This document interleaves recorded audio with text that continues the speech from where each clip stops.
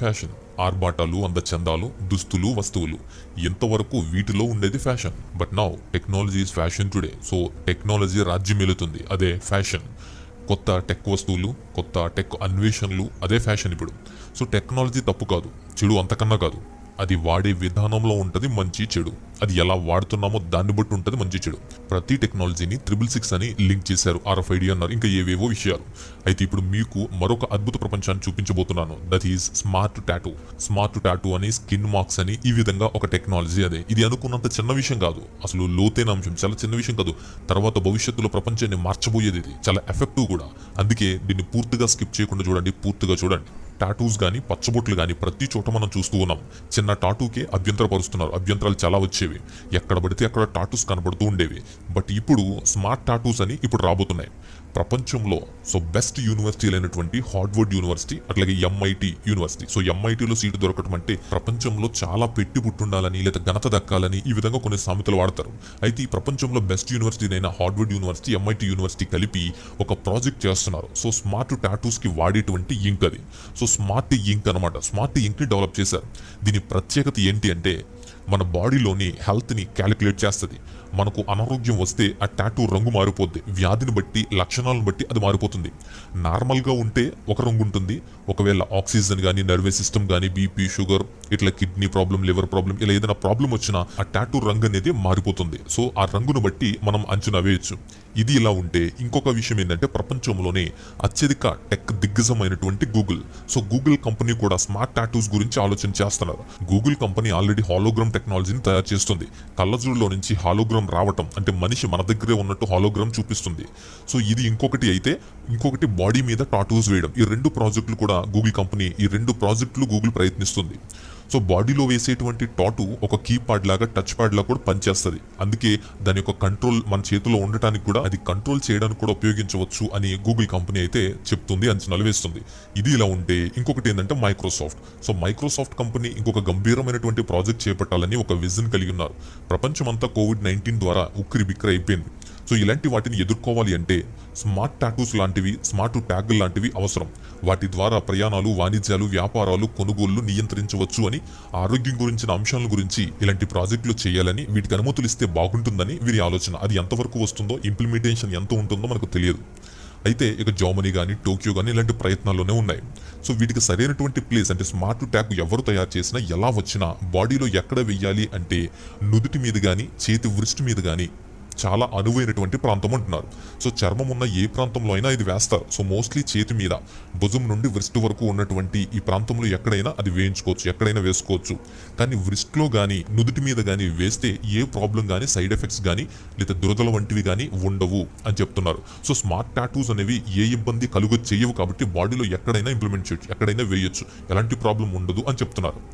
Global news గనుక గమనిస్తే 2022-2025 అంటే 2020 నుంచి 2025 వరకు కూడా ఈ స్మార్ట్ టాటూస్ మార్కెట్ అనేది బూమ్ అవుతుంది, విస్తరిస్తుంది అని ప్రపంచ వ్యాప్తంగా ప్రపంచ మార్కెట్ న్యూస్లు చెప్తున్నాయి.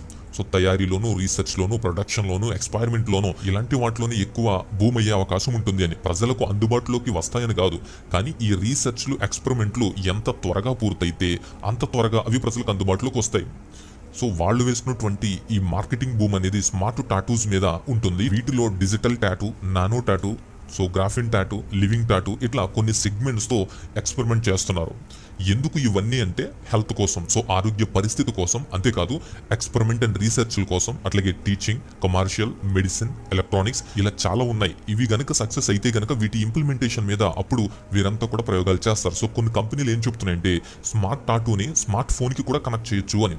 కంప్యూటర్స్, డివైజెస్, స్మార్ట్ ఫోన్స్ ఈ స్మార్ట్ టాటూకి కనెక్ట్ చేసి మనిషికి ఈ టెక్నాలజీని అనుసంధానం చేసి అనేకమైన ఫీచర్స్ ని వాడుకోవాలని చూస్తున్నారు. దీనికోసం భవిష్యత్ కార్యాచరణలు చేయడానికి సన్నాహాలు కూడా జరుగుతున్నాయి. స్మార్ట్ టాటూ మార్కెట్ కోసం కీ టార్గెట్స్ గా China, USA, Europe, Japan, Korea, India, south Asia and south America, ఈ దేశాలు ముందు కీ టార్గెట్ గా ఉన్నాయి. దేనికోసం అంటే for production, consumption, revenue, market share and growth. అంతేకాకుండా గూగుల్ కంపెనీ వాడు స్కిన్ మార్క్స్ అనేటువంటి ఒక ప్రాజెక్ట్ చేస్తున్నాడు. గూగుల్ కంపెనీకి చెందినటువంటి స్కిన్ మార్క్స్ అని, స్మార్ట్ టాటూస్ అని మన స్కిన్ని టచ్ ప్యాడ్గా, ఒక సెన్సార్గా మార్చే ప్రయత్నం అనమాట. మన స్కిన్ ఒక సెన్సార్గా, ఒక టచ్ ప్యాడ్గా తయారు చేయాలని సన్నాహాలు చేస్తున్నాయి. అదే స్కిన్ మార్క్స్ అనే project. So sensor driven tattoos ని బాడీలో పెడతారు. సో టచ్ చేయడానికి ట్రిగ్గర్లా పనిచేస్తాయి అవి. ఇలా ఎన్నో ఫీచర్స్ ని వాడుకోవడానికి వాటిని తీసుకురావడానికి చూస్తున్నారు. అట్లాగే టోక్యో యూనివర్సిటీ వారు ఎలక్ట్రానిక్ స్కిన్ కూడా తయారు చేస్తున్నారు. సో 10 సంవత్సరాల వరకు సో స్ట్రక్చబుల్, బెండబుల్, ఫ్లెక్సిబుల్ గా ఉండేటట్టు ఆ స్కిన్ ని తయారు చేస్తున్నారు. ఇలా అయితే స్మార్ట్ టాటూస్ లాగానే ఈ స్కిన్ కూడా ఉంటుంది. స్మార్ట్ టాటూగా లేదా ఇట్లా ఎలక్ట్రానిక్ స్కిన్ గా. అంతేకాకుండా ఇంకొకటి ఏంటంటే యూనివర్సిటీ ఆఫ్ మునిచ్, ఇది జర్మనీలో ఉంది. సో వీళ్ళు ఏం చేస్తున్నారంటే స్మార్ట్ టాటూస్ మీద ప్రాజెక్ట్ చేస్తున్నారు. Diabetes, kidney failure, heart disease, అలాగే లివర్ డ్యామేజ్, ఇట్లా ఏ వ్యాధి వచ్చినప్పటికీ కూడా ఆ కలర్ ని చేంజ్ అయ్యేటట్టు ఒక టాటూస్ ని వాళ్ళు కూడా తయారు చేస్తున్నారు. స్మార్ట్ టాటూస్ అవి కూడా. సో ఇలా చెప్పుకుంటూ పోతే చాలా ఉన్నాయి. So it's enough. ప్రకటన గ్రంథాన్ని చూస్తే ప్రకటన గ్రంథంలో 666 ముద్ర గురించి ఉంటుంది, మీకు తెలుసు. దాని గురించి చాలా మంది హైప్ చేస్తూనే ఉంటారు. ఆధార్ అని, పాన్ అని, ట్యాగ్ అని, RFID చిప్ అని ఇలా చక్కర్లు కొడతారు. సో అది నమ్మినటువంటి మీరు నిజం చెప్పినా అవి మీకు చేదుగానే అనిపించవచ్చు. ఇది ఎలా ఉంటుందంటే నాన్న పులి అని చెప్పేటువంటి ఒక స్టోరీలో ఉంటుంది. నిజంగానే పులి వచ్చినా సరే, నిజంగానే ఆ ముద్ర వచ్చినా సరే ఇగ్నోర్ చేసే సమయం వస్తుంది. సో ఇగ్నోర్ చేసే వాళ్ళే ఎక్కువ ఉంటారు. మీరు ఎంతవరకు విన్నటువంటి ఈ RFID గురించి అయితే ఇప్పుడు దానికి విభిన్నంగా ఇప్పుడు తయారు చేయాలని చూస్తున్నటువంటి ఈ కొత్త టెక్నాలజీ స్మార్ట్ టాటూ సంగతి ఏంటి? అప్పుడు మాట్లాడినోరు ఇప్పుడు మాట్లాడలేదు. సో మళ్ళీ చెప్తున్నాను, నొక్కి చెప్తున్నాను.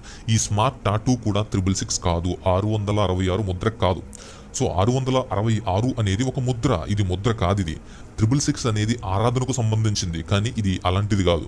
ఇప్పుడున్నటువంటి ఈ పరిస్థితుల్లో 666 ను ప్రభావితం చేసేటువంటి ముద్ర అబద్ధకరిస్తూ అనేకులను మోసగించి వేసేటువంటి ముద్రలా ప్రభావితం చేస్తూ అలాంటి దానికి ఆద్యం పోసేటువంటివిగా కనిపిస్తాయి ఇవన్నీ కూడా. అప్పుడు ఈ టెక్నాలజీని ఉపయోగించుకొని ధర్మ విరోధికి పనిచేసేటువంటి అబద్ధక్రీస్తు, అబద్ధ ప్రవక్తలకు ఈ ముద్ర వేయటం చాలా సులభం అవుతుంది. 666కి ఇంకా క్లారిటీ రావాలంటే డిస్క్రిప్షన్లో కింద ఒక లింక్ ఇస్తున్నాను, ఆ వీడియో చూడండి, మీకు అర్థమవుతుంది. ఒక విశ్వాసిగా ఇప్పుడు మెలకుగా ఉండడం చాలా ముఖ్యం. సో బిల్లీ గ్రహం గారు తెలిసే ఉంటుంది మీ అందరికీ. ఆయన అస్తమానం ఒక మాట అంటుంటేవారు, ఇలా మెలకువగా జాగ్రత్తగా ఉండడానికి 2 చేతుల్లోనూ 2 ఉండాలి. సో ముఖ్యంగా ఉండాలి. ఒక చేతిలో బైబిల్ ఉండాలి, ఇంకొక చేతిలో న్యూస్ ఉండాలి. అంటే జరుగుతున్న విషయాల మీద అవగాహన. సో జరిగే పరిణామాలన్నిటినీ బట్టి జాగ్రత్త పడుతూ మరింత అప్రమత్తంగా ఉండటం, అది విశ్వాసికి ఉండవలసినటువంటి ప్రత్యేకమైన లక్షణం. సో అన్నిటినీ బట్టి జాగ్రత్త పడుతూ మరింత అప్రమత్తంగా ఉంటూ సిద్ధపడుతూనే దేవుని కోసం నిరీక్షణ కలిగి ఉండేటువంటి తత్వాన్ని మనం అలవాటు చేసుకోవాలి. సో ఒలివల కొండ మీద శిష్యులు ప్రభువారిని యుగ సమాప్తికి ఆయన రాకకి సూచనలు ఏంటి అని ఆయన అడుగుతున్నప్పుడు లూకా సువార్త 21:36లో వీటన్నిటి నుంచి తప్పించుకొని మనుష్య కుమారుని ఎదుట నిలవబడాలి అంటే మెలకుగా ఉండాలి, ప్రార్థన చేయాలి అని చెప్తారు ఆయన. సో మెలకువగా ఉండేటువంటి ప్రార్థన, మెలకువ అంటే నిద్రపోకుండా ఉండడం కాదు, వివేకం కలిగి జాగ్రత్త పడటం. అందుకే కొన్నిసార్లు ముఖ్యమైన విషయాల పట్ల అవగాహన ఇస్తూ బలపరుస్తూ ఉంటున్నాం. సో ఇలాంటి వాటిని తర్వాత కాలంలో 666 అంటూ కొందరు మొదలు పెడతారు, లేదా వాటి గురించి ఎక్కువ ప్రసంగాలు కూడా వస్తాయి. కాబట్టే మనం ముందుగానే అవగాహన కలిగి సిద్ధపడాలి. కడవరి కాలంలో ఈ స్మార్ట్ టాటూస్ డెవలప్మెంట్ ని మనిషికి విరోధంగా కూడా మారే అవకాశం ఉంటుంది. ఉపయోగం కోసమే కనిపెడతారు ఏదైనా, కానీ ఉపయోగించేటువంటి తత్వం మారిపోద్ది. మనిషికి అది విరోధంగా కూడా మారే అవకాశం ఉంటుంది. సో ఈ కడవరి కాలంలో మరింత జాగ్రత్త పడి ప్రభు కోసం సిద్ధపడదాం, జాగ్రత్త పడదాం. దేవుని మహా ఉన్నతమైన కృప మనకు తోడుగా ఉండి మనల్ని బలపరచును గాక.